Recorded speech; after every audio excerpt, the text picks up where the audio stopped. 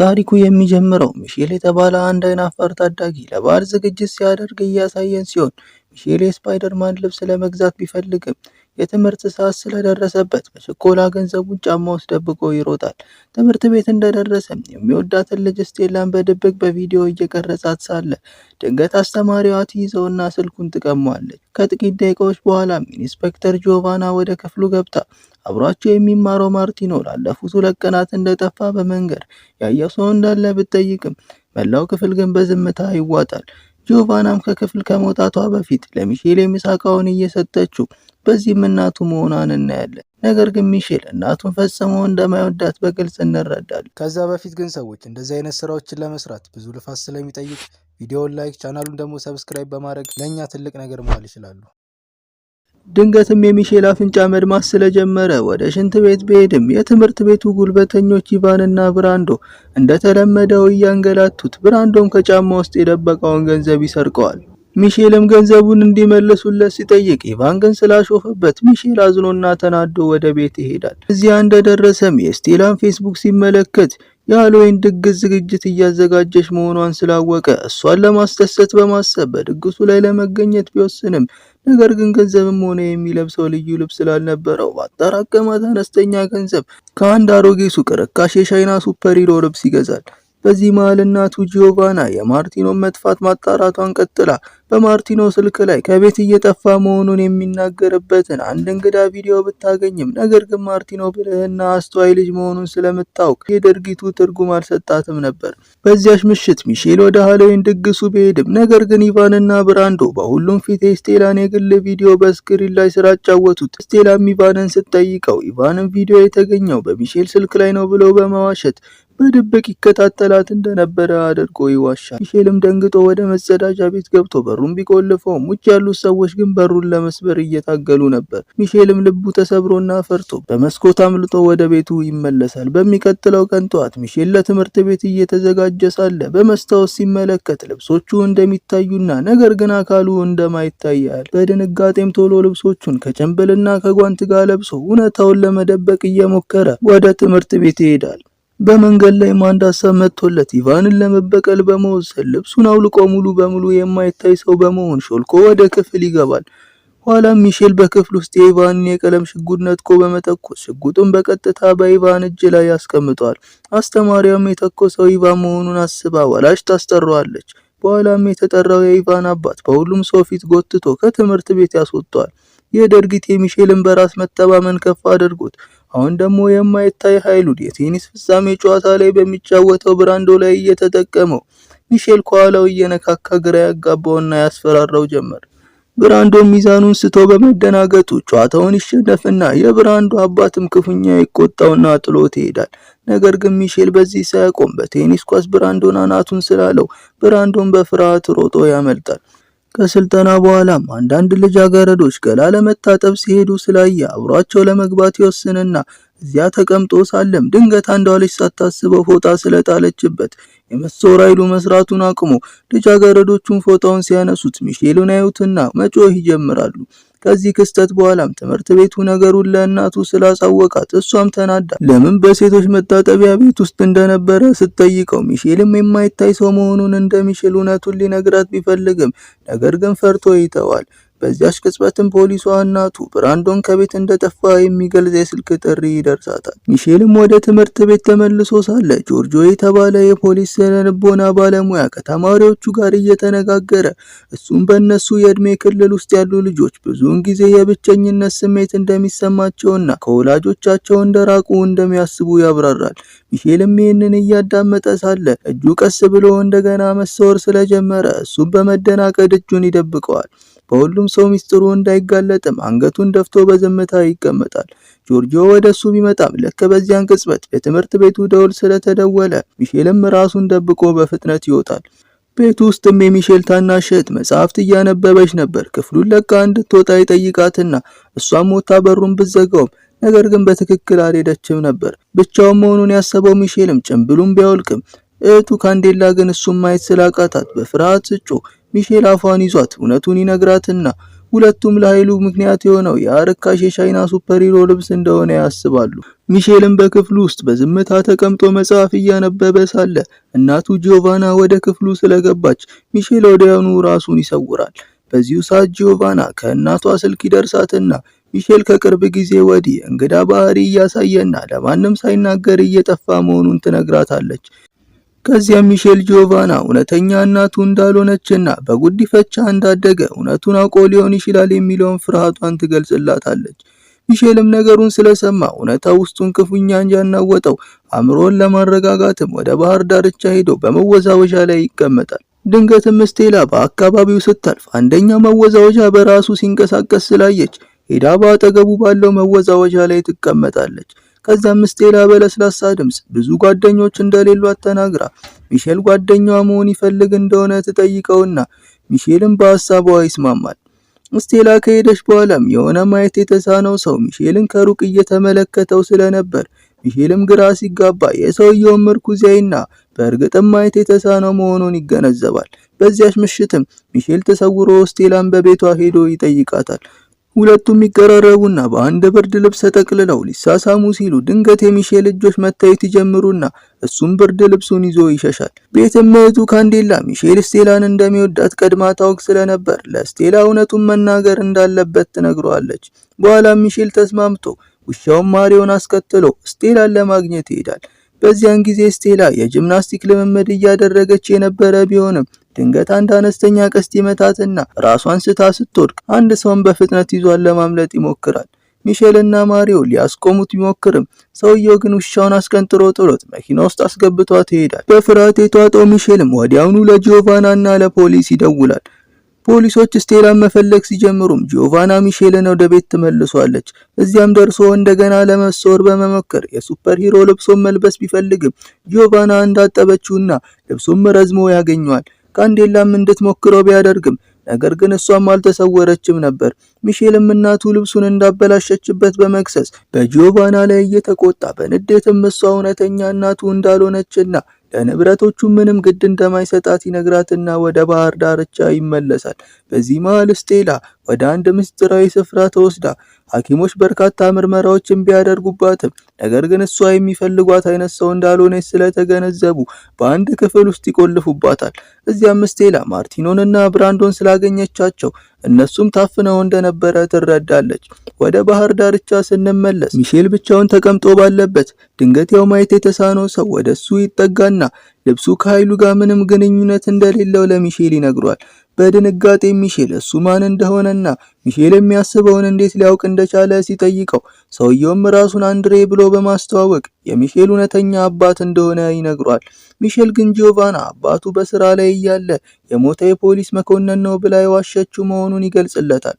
በእውነቱ አንድሬ የተወለደው በሩሲያ ሲሆን አንድ የኒኩለር አደጋ ሁሉንም ነገር እስኪቀይረው ድረስ የተለመደና ደስተኛ ህይወት ይኖር ነበር።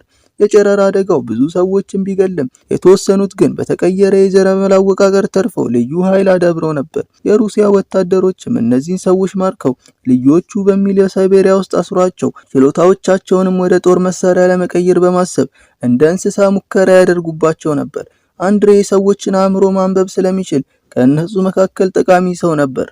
ከጊዜ በኋላ ግን እነዚህ ኃይሎችን መጠቀም ሁሉንም ልዩዎች ክፉኛ ያሳምማቸውና አንድሬም ቀስ በቀስ የማየት ችሎታውን ያጣል። ትልቁ አሳዛኝ ነገር አብዛኞቹ ልዩዎች ልጅ መውለድ አለመቻላቸው ነበር። ነገር ግን አንድሬና የሚሼል እናት ዮሊና ልጅ መውለድ ይችሉ ነበር። በኋላም ሚሼል ቢወለድም እነሱ ግን ወታደሮቹ ልጃቸው በነጻነት እንዲኖር እንደማይፈቅዱ ያውቁ ስለነበር በአንድ ምሽት ልጃቸውን ይዘው ከምስጢራዊ ማዕከል እንዴት እንዳመለጡ ማብራራቱን በመቀጠል ሊያመልጡ ሲሉ ግን ወታደሮቹ ስላሳደዷቸው እናቱ ዮሊያናም ኃይሏን ተጠቅማ አንድሬን ከሚሼል ጋር እንዲያመልጥ እሷ ወታደሮቹን ወደ ኋላ ብትመለሳቸውም ነገር ግን አንድ ብልህ ወታደር ሚስጥሯን አውቆ ተኩሶባት በዛው ትሞታለች።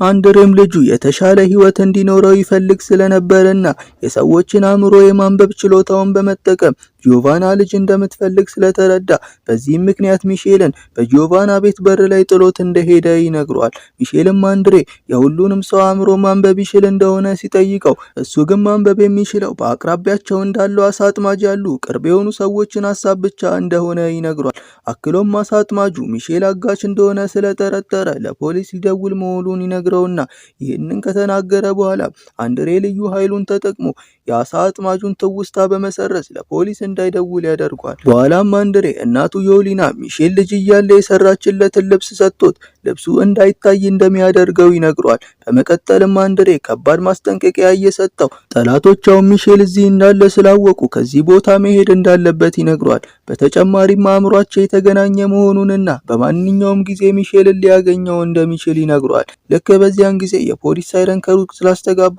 አንድሬም ድንገት ይሰወራል። ከተወሰነ ጊዜ በኋላ ሚሼል ቤት ውስጥ የፖሊስ ስነ-ልቦና ባለሙያ ከሆነው ከጆርጂዮ ጋር ሻይ እየጠጣ ሳለ በድንገት በጆርጂዮ እጅ ላይ የታሰረ ፋሻ ሲያይ በመደንገጥ ማሪዮ ስቴላን ያፈነውን ሰው ነክሶት እንደነበረ ያስታውስና በዚያች ቅጽበትም ጆርጂዮ አጋቹ እንደሆነ ተረድቶ ለማምለጥ ቢሞክርም በሮቹና መስኮቶቹ ግን በሙሉ ተቆልፈው ነበር። ወደ ሌላኛው ክፍል በመሮጥም ራሱን ቆልፎ ለጂዮቫና ስልክ ለመደወል ይሞክራል። ጆርጂዮ ግን ከውጭ ሆኖ ለማንም ከደወለ ጓደኞቹ በህይወት እንደማይቆዩ ያስጠነቅቀዋል። ጆርጂዮም በሩን በኃይል ለመክፈት ሲጀምር ሚሼል ልብሶቹን በማውለቅ ፈጥኖ ይሰወርና ጆርጂዮ ላይ ቢላዋ ቢወረውርበትም ጆርጂዮ ግን በቀላሉ ያመልጣል። ጆርጂዮም ዱቄት ወለሉ ላይ በመነስነስ የሚሼልን አሳራ መከተል ጀምሮ ሚሼል በመስኮት ለማምለጥ ሲሞክር ድንገት ይዘውና በኃይል ወደ ክፍሉ ይመልሷል። በዚህ ግጭት ምክንያትም ሚሼል እንደገና መታየት ጀምሮ ጆርጂዮም ለሚሼል ዓለም ስለሱ ካወቀ እንደ ጭራቅ እንደሚቆጥሩት እየተናገረው ሳለ ሚሼል ግን የቁም ሳጥኑን በር ይጥልበትና ጆርጂዮን በእርግጫ ብሎት ተሰውሮ ያመልጣል። ውጭ ላይ ሚሼል ከኢቫን ጋር ይጋጭና በሞተሩ ላይ ይቀመጣል። ሚሼል የማይታይ በመሆኑ ኢቫን ይደነግጥና እጆቹን ሲያወናጭፍ ሚሼልም መታየት ይጀምርና ኢቫን መፍራት ይጀምራል። በዚህ መሃልም ጂዮቫና ከማሪዮ ጋር ወደ ቤት ተመልሳ የቤቱን ሁኔታ ስታይ ትደነግጣለች። በዚሁ ሰዓት አንድሬውም ወደ ቤቷ ይደርሳል። ትዕይንቱ ተቀይሮ ሚሼል ለኢቫን ሙሉ እውነቱን እየነገረው ጆርጂዮ የስነ-ልቦና ባለሙያ እንዳልሆነና ስቴላ ማርቲኖንና ብራንዶን ያፈነ የሩሲያ ሰላይ ነው ብሎ ከነገረው በኋላ አሁንም ሄደው እነሱን ማዝረፍ እንዳለባቸው ስለነገረው ኢቫን የቀለም ሽጉጡን ይዞ አብረው ይወጣሉ። በሌላ በኩል ስቴላ ማርቲኖና ብራንዶ ለምን እንደታፈኑ ለመረዳት እየሞከሩ ስቴላ ማርቲኖ በሂሳብ ጎበዝ ስለሆነ ብራንዶ ደግሞ በቴኒስ እሷ ደግሞ በጂምናስቲክ ብቃት እንዳላት እየተናገረች ይህ ማለት ተሰጥኦ ያላቸውን ልጆች እየፈለጉ ነው ማለት ነው ብላ ትነግራቸዋለች። ብዙም ሳይቆይ ስቴላ የማምለጫ ቀዳዳ አግኝታ ማርቲኖንና ብራንዶን እንደ ድጋፍ ተጠቅማ በመውጣት ታመልጣለች። ውጪ እንደወጣችም የታሰሩት በመርከብ ውስጥ መሆኑን ትገነዘባለች። ወደ ሌላ ክፍል ስትሸጋገርም ስቴላ በተሽከርካሪ ወንበር ላይ ያለ አንድ አዛውንት ታያለች። ወደ ላይም በመውጣት የፍለጋ መብራት ወደ ተተከለበት ከፍተኛ ማማ ላይ ትደርሳለች። በመብራቱ ላይም የፈገግታ ፊት ስላ ብርሃኑን ወደ ሰማይ ታዞረዋለች። ከሩቅም ሆኖ ሚሼል ምልክቱን ሲያይ ወዲያውኑ ስቴላ መሆኗን ተገንዝቦ ከኢቫን ጋር ወደ መርከቡ ይሮጣል። ነገር ግን ዘበኞቹ ስቴላን አይተው መልሰው ክፍሉ ውስጥ ይቆልፉባታል። ልክ በዚያን ጊዜ ኢቫን የመርከቡን የኤሌክትሪክ መቆጣጠሪያ በቀለም ሽጉጡ ይመታውና ፍንዳታ ስለተፈጠረ ዘበኞቹም ተኳሹን ፍለጋ ወደ የአቅጣጫው ይሮጣሉ። ሚሼል የተፈጠረውን ግርግር እንደ ጥሩ አጋጣሚ በመጠቀም ተሰውሮ ወደ መርከቡ ሾልኮ ሲገባ ጆርጂዮን ያየዋል። በመኪና ውስጥ የነበረው አንድሬም ለጂዮቫና ስለ ሚሼል ልዩ ኃይል እውነቱን እየነገራት ነበር። ሚሼልም ክፍሉ ደርሶ በአንድ ዘበኛ ራስ ላይ ሽጉጥ ደቅኖ ስቴላ ማርቲኖንና ብራንዶን እንዲለቅ ያስገድደዋል። ዘበኞቹንም በአንድ ክፍል ከቆለፈባቸው በኋላ ሚሼል ጭንብሉን ሲያወልቅ ሙሉም ይደነግጣሉ። ያኔም ስቴላ አንድ አዛውንት ታስሮ እንዳለና ማዳን እንዳለባቸው ስለተናገረች ሚሼል ማርቲኖና ብራንዶን በሰላም ወደ ውጭ ከላከ በኋላ አዛውንቱን ለማዳን ከስቴላ ጋር ወደ ኋላ ይቀራል። ስቴላ ሚሼልን ወደ አንድ ጨለማ ክፍል እየመራችው ድንገት ግን በሩ ይዘጋና ስቴላ ሽጉጧን ወደሱ ታዞራለች። የደነገጠው ሚሼልም ይህን ለምን እንደምታደርግ ይጠይቃታል። በዚያች ቅጽበትም በተሽከርካሪ ወንበር ላይ ያለው አዛውንት ስቴላን ሲነካት ወዲያውኑ ራሷን ስታ ትወድቃለች። አዛውንቱ ስሙ ቮላንድ መሆኑን ገልጾ የሱ ልዩ ኃይል የሰዎችን አእምሮ መቆጣጠር እንደሚችል እያብራራ ስቴላንም ተጠቅሞ ሚሼልን ወደዚህ እንዳመጣው አልፎም ተርፎ ጊዜውን ሙሉ ጆርጂዮን ሲቆጣጠር የነበረው ወደ ሚሼል አእምሮ ለመድረስ እንደሆነ ይነግረዋል። ከዚያም ቮላንድ ዘበኛውን ሰርጓጅ መርከቡን ከዋናው መርከብ እንዲለያት ያዘዋል። በሌላ በኩል ጂዮቫና እና አንድሬ ሚሼልን በጭንቀት እየፈለጉ ወደፊት ይጓዛሉ። በመንገድ ላይም ከኢቫ ጋር ስለተገናኙ አንድሬም የኢቫንን አእምሮ በማንበብ እውነቱን አስቀድሞ ያውቃል። ወዲያውኑ ወደ መርከቡ ቢደርሱም ነገር ግን ሰርጓጅ መርከቧ ተለይታ ነበር። ድንገት መርከቡ ሙሉ በሙሉ ይቆለፍና በስክሪኖቹ ላይ የቆጠራ ሰዓት ያያሉ። ማርቲኖና ብራንዶ ውስጥ ተቆልፎባቸው ስታይ ጂዮቫና ምንም ሳታመነታ በሩ ላይ ተኩሳ ነጻ ታወጣቸዋለች። በመቀጠልም ጂዮቫና ሚሼልን ለመፈለግ ስትመለስ ጆርጂዮን ታገኘዋለች። እሱ ግን ስለ ሚሼል የት እንዳለ የሚያውቀው ነገር እንደሌለ ሲናገር አንድሬም አእምሮን አንብቦ እውነቱን እየተናገረ መሆኑን ያረጋግጣል። ሁኔታው ከቁጥጥር ውጪ እየሆነ ሲመጣ አንድሬና ሌሎቹም ሮጠው ይወጡና በኋላም አሰቃቂ ፍንዳታ መርከቧን ያፈራርሳታል። በባህር ሰርጓጅ መርከቧ ውስጥም ቮላንድ ለሚሼል በመጨረሻ ወደ ቤታቸው እየሄዱ እንደሆነና እናቱን እንደሚያገኛት እየነገረው ሳለ ሚሼል ግን በቁጣ እናቱ ከዓመታት በፊት እንደሞተች ይነግሯል። ቮላንድ ግን በእርጋታ እሷ እንዳልሞተችና ጉዳት ብቻ ደርሶባት የነበረ እንደሆነና እነዚህንም ሁሉ ዓመታት እሱን ስትጠብቀው እንደነበረ ይነግረውና ከዚያም ቮላንድ ልጆቹ አሁን ዓለምን እንደሚቆጣጠሩ ይናገራል። በዚያች ቅጽበትም ስቴላ በአደጋ ማምለጫ በኩል እንድትገባ ያዛል። ቮላንድ ለሚሼል እሱ ልዩ ኃይል ያለው መሆኑንና ስለተራ ሰዎች ግድ ሊሰጠው እንደማይገባ ይነግሯል። ሚሼልም ይህንን ሁሉ ነገር ሲሰማ ራሱን መቆጣጠር አቅቶት አዲስ ኃይል በውስጡ ያገኛል። ይህ ኃይል ነገሮችን ሳይነኩ በሐሳብ የማንቀሳቀስ ችሎታ ነበር። በዙሪያ ያሉ ነገሮችንም ሁሉ መሰባበር ይጀምራል። ዘበኞቹ ሊያስቆሙት ቢሞክሩም ሚሼል ግን አሽቀንጥሮ ይጥላቸዋል። በዚህም በባህር ሰርጓጅ መርከቧ ውስጥ ስንጥቆች ይፈጠሩና ውሃ በፍጥነት መግባት ይጀምራል። በመጨረሻ ሰዓትም ሚሼል ከስቴላ ጋር ወደ ማምለጫ ክፍሉ ዘሎ በመግባት ቁልፉን ይጫነውና ካፕሱሉ የውሃውን ወለል ጥሶ በመውጣት የባህር ዳርቻው ላይ በሰላም ያልፋል። በሁሉም ሰው ፊትም ሚሼል ለመጀመሪያ ጊዜ ኃይሉን በግልጽ በማሳየት ይሰወራል። በኋላም ጭንብል አድርጎ ስለነበር ማንም ማንነቱን አላወቀውም ነበር። አንድሬም የሁሉንም ሰው ትውስታ መሰረዝ እንዳለበት እየነገረው ሰዎች ሚሼል ልዩ መሆኑን ካስታወሱ ህይወቱ ሁሉ ጊዜም አደጋ ላይ ስለሚወድቅ አንድሬም ኃይሉን ተጠቅሞ የሁሉንም ሰው ትውስታ ይሰርዛል። በኋላ ማንም ሰው የተፈጠረውን እውነተኛ ነገር አያስታውስም ነበር። ሰዎቹ የሚያስታውሱት ብቸኛው ነገር ጂዮቫና የልጆቹን ህይወት እንዳዳነች ነበር። በአንድ ጀንበርም ጂዮቫና ታዋቂ ሆና የዜና ማሰራጫዎችና ሰዎችም ጀግንነቷን ሲያሞግሱ ሚሼልም ከልቡ ያሞግሳታል። ከተወሰነ ጊዜ በኋላ ሚሼል ወደ ትምህርት ቤት በመሄድ በመጨረሻ ለስቴላ ያለውን ስሜት ለመናገር ወስኗል።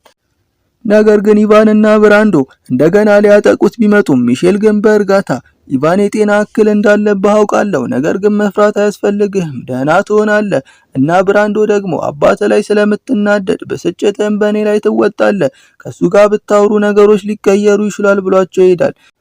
በዚህ መሃል አንድ አስደንጋጭ እውነት ተገልጦ የሚሼል እውነተኛ እናት ዮሊና አሁንም በህይወት እንዳለች እናያለን። አንድ ወታደርም ተልኮ እንደከሸፈና ልዩውን ሚሼልን መመለስ እንዳልቻሉ ሲነግራት ዮሊና በቁጣ ወታደሩን ታጠቀዋለች። ወታደሩ ግን ሚሼል ቢያመልጥም ሌላ ሰው እንዳገኙና ስሟም ናታሻ እንደሆነ የምትደበቀው ሞሮኮ ውስጥ ነው ይላታል። ዮሊያናም በነገሩ እየተደሰተች የመጨረሻው ሚስጥር ይወጣል። አንድሬ ከህፃኑ ሚሼል ጋር ከሚስጥራዊ ማዕከል ሲያመልጥ የገዛ ልጁ ናታሻ በዚያው ቦርሳ ውስጥ ተደብቃ ነበር። ይህ አንድሬ ለሚሼ ያልነገረው እውነት ነው። አንዳንዴ ልጆች ከሰው እይታ መሰወርን ይመኛሉ፣ ነገር ግን ደፋር የሆኑት በራሳቸው አምነው በጽናት መቆምን ይማራሉ።